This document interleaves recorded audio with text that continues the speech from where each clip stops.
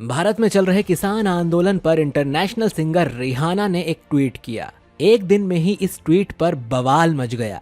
जहां कई सरकार समर्थकों ने रिहाना के ट्वीट को पेड ट्वीट यानी पैसों के बदले किया गया ट्वीट बताया, तो वहीं कई लोगों का कहना था कि अब दुनिया भी भारत में हो रहे किसान आंदोलन को देख रही है। तो दोस्तों, कौन है ये रिहाना जिनके एक ट्वीट ने बवाल मचा दिया? आइए जानते हैं। वेलकम बैक दोस्तों, स्वागत है आपका हमारे नए चैनल नेक्स्ट बायोग्राफी में। दोस्तों, रिहाना एक पॉप सिंगर हैं और दुनिया भर में इनके कई फैंस हैं। वो इस दशक की सबसे पॉपुलर पॉप सिंगर्स में से एक हैं, लेकिन उन्हें सिर्फ अपनी गायकी के लिए ही नहीं बल्कि सामाजिक काम के लिए भी जाना जाता है। रिहाना का जन्म 20 फरवरी 1988 को बारबाडोस के सेंट माइकल में अकाउंटेंट मोनिका और वेयरहाउस सुपरवाइजर रोनाल्ड के घर हुआ था। इनका पूरा नाम रॉबिन रिहाना फैंटी है। रिहाना की मां अफ्रीकी गुयानीज हैं और उनके पिता बारबेडियन और आयरिश हैं।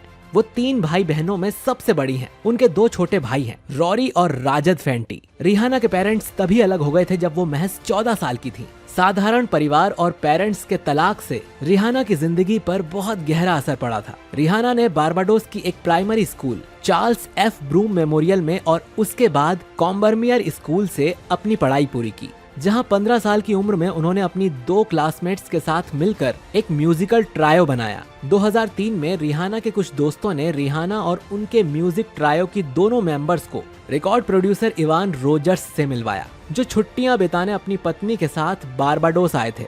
इस ट्रायो ने रॉजर्स के सामने अपनी कला का नमूना पेश किया। इस वाकये को याद करते हुए रॉजर्स बताते हैं कि जब रिहाना कमरे में दाखिल हुई तो ऐसा लग रहा था कि बाकी की जो 2 लड़कियां थी उनका कोई वजूद ही नहीं है। इसके अगले साल रिहाना और उनकी मां जैसे तैसे कनेक्टिकट के स्टैमफोर्ड स्थित रॉजर्स के घर तक पहुंच गईं। इसके बाद ठीक 16 साल की होने के बाद ही उन्हें रॉजर्स और उनकी पत्नी के साथ संयुक्त राज्य अमेरिका में जाकर बसना पड़ा। यहाँ उन्होंने विभिन्न रिकॉर्डिंग कंपनीज को भेजी जाने वाली 4 गानों वाली एक डेमो की रिकॉर्डिंग की, जिसमें लास्ट टाइम नामक ballad, for the love of you नामक विटनी हॉस्टन का एक हिट कवर और पॉन्ड रिप्ले नामक उनकी पहली हिट एकल शामिल थी। इस डेमो की रिकॉर्डिंग में 1 साल लग गया, क्योंकि उस समय वो स्कूल जाती थीं और सिर्फ गर्मियों में क्रिसमस की छुट्टियों में ही उन्होंने रिकॉर्डिंग का काम किया था।